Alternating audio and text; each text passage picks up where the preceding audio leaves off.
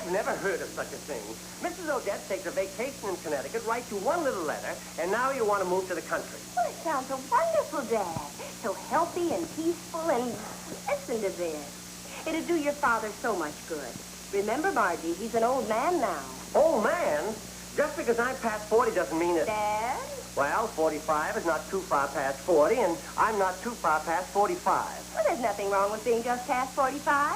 I think that's a great age for a man almost 50. I've got to get to the office.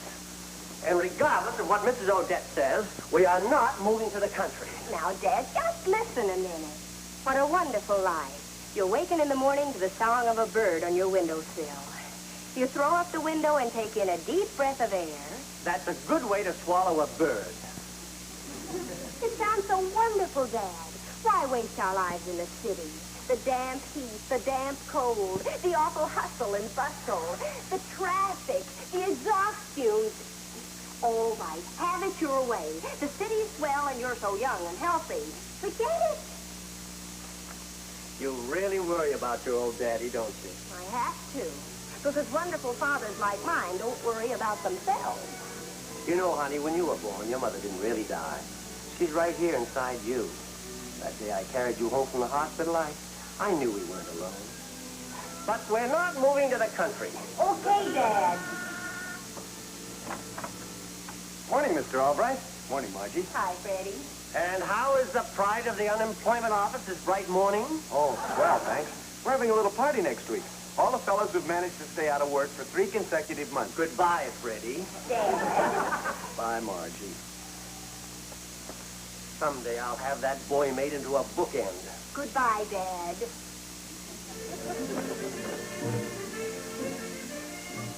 Oh, wait for me, Mr. Albright. I'll ride down with you. Goodbye, dear. Hello, Margie. Hi, Norma.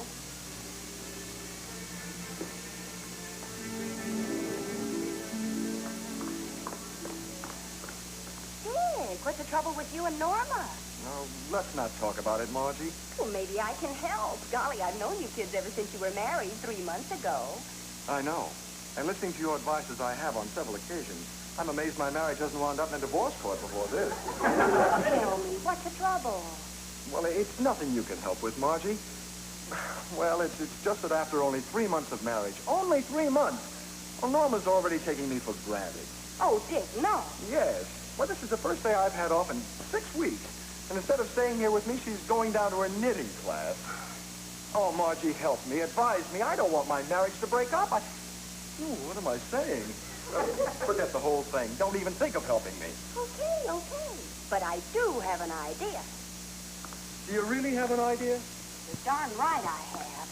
Norma'll probably hate me for the rest of her life, but I'll do it. For you and her. Now, suppose she thought her marriage wasn't so completely secure. I'll demonstrate. Suppose she stepped out of the elevator and saw something like this. Margie!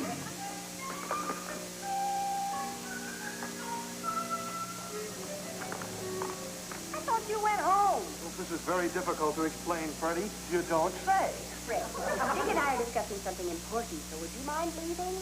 Margie, I don't have very much, but all I have is yours. Come away with me right now. Be my wife. Share my unemployment check. Fred, this is very important. Would you please go? Goodbye, Margie.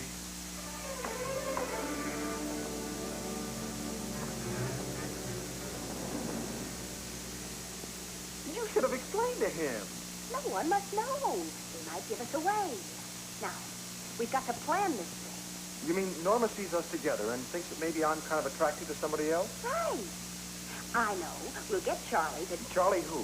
Charlie, the elevator operator. He can warn us when Norma's coming up. Then...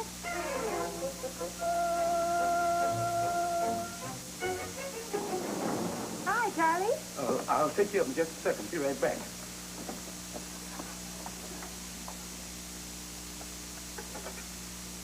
Give me Mr. Albright's apartment, please. Oh, Mrs. Cartier. Hello, Mr. Carson. I want you to know I'm one apartment manager who doesn't forget. I've got that sample of wallpaper for your apartment if you'd like to see it. Wonderful. It's in my office.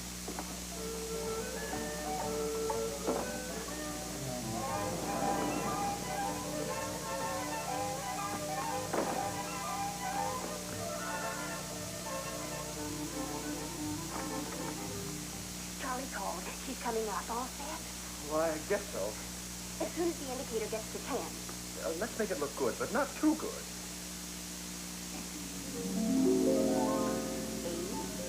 8, 9. Now put your arms around me and don't even glance at the elevator. Okay. Oh, Dick, you're so wonderful. Now, I guess I am pretty attractive to women. I wish my wife could see how a young, pretty girl like you goes for me. Oh, don't think about your wife. Think only of me, Dick. Think only of me. My poor little girl. My poor little girl. If Norma knew how you felt toward me, I'll bet she wouldn't take me for granted like she does. Oh, Dick, please tell me you care just a little. I think the elevator door just closed. Grab a peek. All clear. Well, now you go inside and wait for her to come back up. Oh, she's a wonderful girl. Didn't want to embarrass you in front of me. She sure is a wonderful girl. But I'm going to act real innocent, just like nothing happened. Hey, we better hurry. Thanks a million, Margie.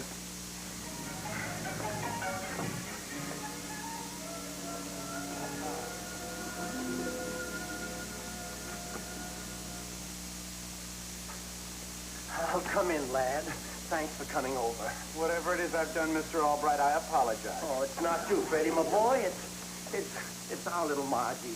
I had to talk to somebody, and I couldn't talk to her about it. It's too serious. You wouldn't guess what it is in a million years. You mean that fella next door? Well, how did you know? I went back this morning after you left. Margie asked me to leave. She wanted to be alone with him. Oh, my little girl. In love with a married man. Oh, that's why she wanted to move to the country. She wanted to get away from him. Freddie, that's it. What do you mean? Well, she wanted to move to the country. That would solve everything. She'd soon forget him. And I know just a man. Come on, Freddie. We're going to see a man about a house in the country.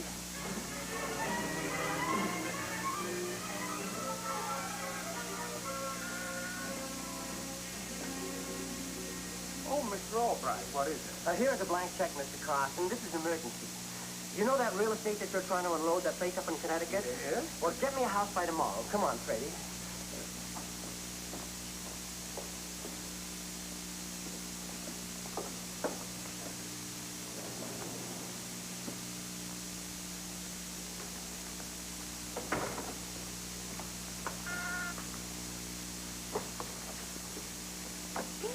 I've been waiting for hours to hear what happened. It's the first chance I've had to get out. It didn't work. It didn't? No, she came in as if she hadn't even seen it. I told you she didn't care anything about me. She didn't say anything at all? Oh, sure. She told me about the new wallpaper we're going to have in the living room. Well, thanks anyway, Margie. I'm sorry, Dick. What's the difference? Other marriages have broken up. Mine won't be the first. Good night, Margie. Good night, Dick.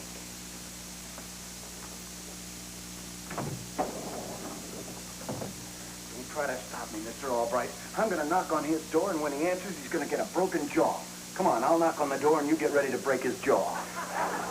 Violence never solved anything, Freddie, but he's not going to see her again, ever. What do you mean? Well, you're going to stay all night, and tomorrow morning when I leave for the office, you're going to stay in the apartment all day and not let Margie out of your sight. It's obvious that she'd rather I didn't know, so don't let on that we're wise.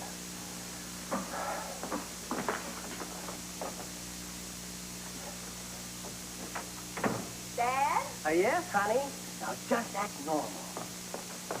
Hi, Margie. You came in with him? Yes, from now on, this is my boy. Right, boy? Right, boy. As a matter of fact, I think so much of Freddie, I want him to stay all night. You want Freddie to stay all night? Well, it's dangerous out on the streets at this time of night, and this is my boy.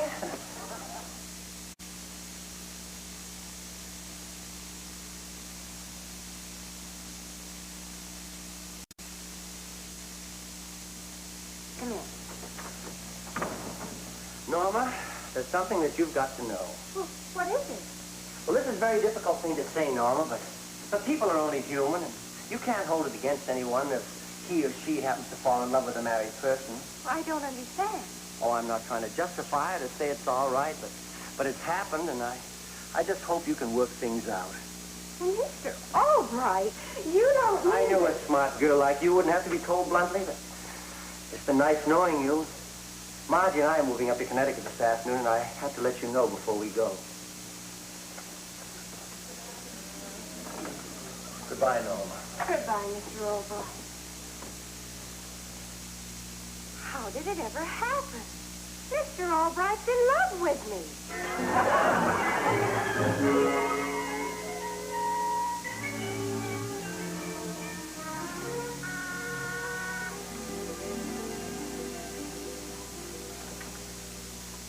Oh, hello, honey. I missed you. You did? Really? Well, shouldn't I? Well, you've been so matter-of-fact about me lately. Oh, Dick, stop being so ridiculous.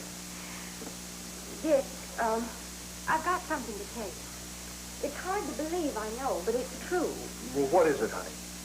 It's Mr. Albright. Mr. Albright. Well, I knew there was something wrong. He nearly chewed my head off this morning.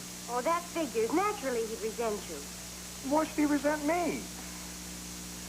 Because he's in love with me. What? He came in this morning after you left, and he told me so. We beat around the bush a little bit, but it was pretty obvious. Oh, honey, he's got such a crush on me, he had to move to Connecticut to get away. They moved this afternoon. So he came in right after I left, huh? Now I think I have the answer. Answer to what, dear? So I'm just being ridiculous when I say there's been something wrong between us. Good criminy. You're not going to start another one of your asinine arguments over nothing, are you? The way your father always does with your mother? I suppose your father's better than my father. Whose father passed out at our wedding reception? And whose father spiked the punch? Just how many times has old man Albright been over here? I told you what happened. Don't you believe anything? Jealousy is stupidity, Richard Calkins. Get that into that thick skull of yours. Proud of yourself? You just called me jealous and stupid. And you probably expected me to raise my voice and yell like you. But that's where a person's background shows up. Little argument comes along and right away, yelling, screaming. The wrong side of the tracks certainly shows up. How many times has that white-headed homewrecker been over here? 10 times. 20 times. I've lost count. I think this would be a very appropriate time to tell you something. Ever since our first breakfast together as man and wife, my smiles across the table have been sheer kindness. You make terrible coffee. Is that so? Well, let me tell you something. You think you're pretty romantic, don't you? Well, now get it, because here it comes. You snore. I don't. You most certainly do, big boy, with your mouth wide open and your nose flapping in the grass. I'm going to get to the bottom of this. Either you tell me everything, or I'm going up to Connecticut and beat the facts out of old man Albright. I'll call Mr. Carson and get the address.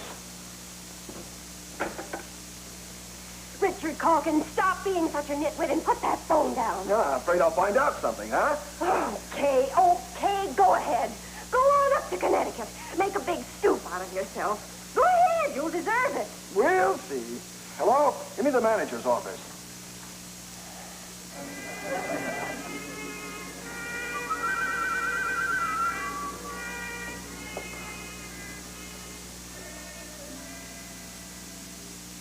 Honey, how do you like it? Well, it's nice, I guess, but why did you decide to move so fast? When a man gets to be my age, he needs a little peace and quiet, fresh country air, a little bird on the windowsill in the morning, and that sort of thing. I saw a bird on my windowsill one morning. It was dead. Freddie, you can have the small guest room. Dad, you mean Freddie's staying here, too? I mean, permanently? As long as he likes. This is my boy. And who knows, honey, things may work out for you and Freddie. I've always stood in your way, but not any longer. If Freddie wants to ask you to marry him, I won't stand in your way. Margie, will you marry me? No. Give her time, boy. I'll get it. I mean it, Freddie. Give her time to get over Dick. Now, as much as I hate to admit it, I'd much rather have her married to you than getting into a triangle. You actually hate me, don't you? Terribly. I thought so. Dick? Dick Calkins? Oh, hi, Dick. How are you?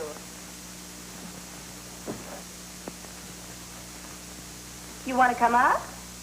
Well, of course, Dick, if you want to see me that badly. It's something pretty serious, Margie. Maybe you and I can talk it over before I mention it to your dad. Don't say anything to him about it. Thanks. Bye. Wait a minute, dear. Who is that? Well, it was kind of personal. We'll talk about it later. Oh, sure, honey. I've got to unpack. How do you like that? He's following her up here. You gotta do something about him. I'll get Norma up here, too. Freddie, we're going to have a showdown. Get me long distance.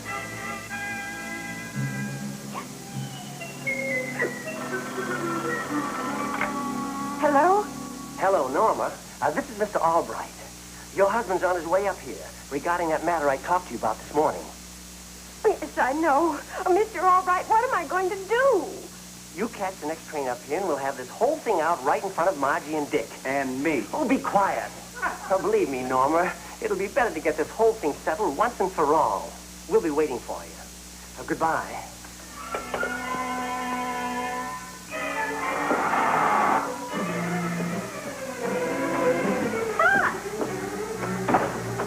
What's happened? What's this all about? It's about your father and my wife. That's why she's been acting the way she has. Dad and Norma? They're in love. She told me so herself. Wait till I get my hands on him. I'll teach him to play around with a married woman. Oh, no, Dick. Fighting won't solve anything. We've got to be calm about this. Talk it over sensibly.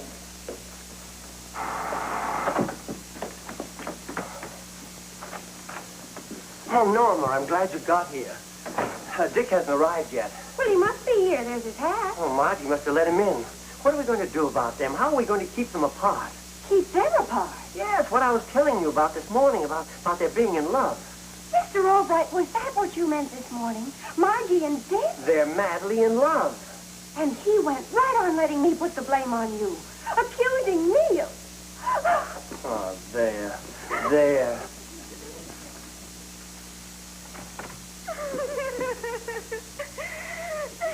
There, see? Dad. Dad, how could you do this terrible thing? Don't you think it's about time for a showdown? I certainly do. I thought you were my friend. And as for you... Shut up! You make horrible coffee. It's not as bad as your snoring! Quiet! We won't get any place screaming at each other. Now let's sit down and be adult about it.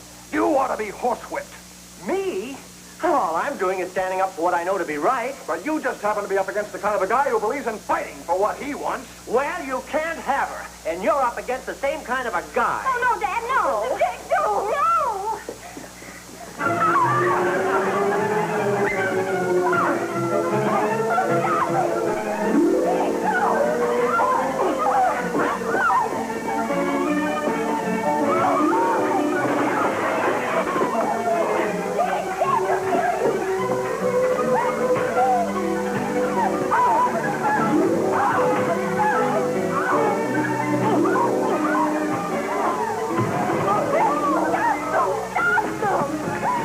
Okay, fellas, break it up.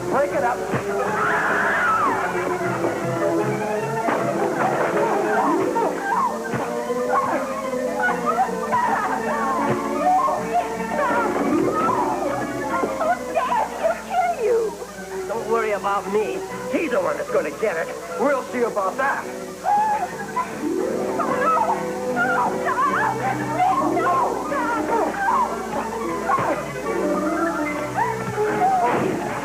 Break it.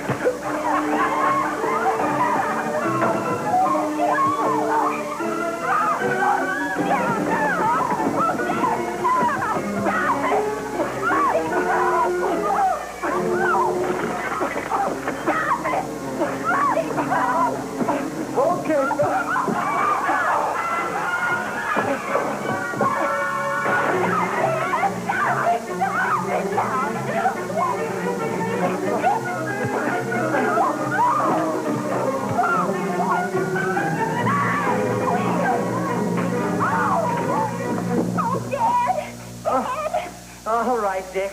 At least you're a man in that respect. You win, but I still don't think you ought to leave your lovely little wife. Well, I'm certainly not going to leave her just because you're in love with her. Now, don't start that again. I know the truth about you and Margie. Go on, take him.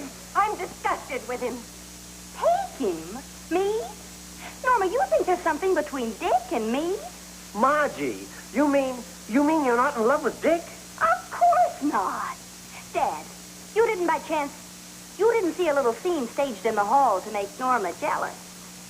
Norma, didn't you see Margie and me putting on that act to make you appreciate me more? What act? An act? Holy mackerel. You know, I think there's been a slight misunderstanding around here. Oh, sweetheart. Darling. Mr. Albright. Oh, Mr. Albright. Here's the deed to the house, and I took care of that blank check. I filled it in, and the house is yours for a mere $35,000. And I've sublet your apartment already. Well, nighty-night, all. $35,000 for this, an old shack? And our apartment sublet? Just because of a scene? Say, whose idea was this? Control yourself. Remember your age. Okay, fellas.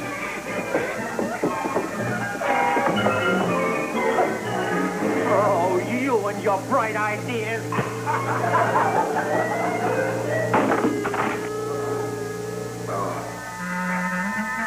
Just don't understand the world, I guess.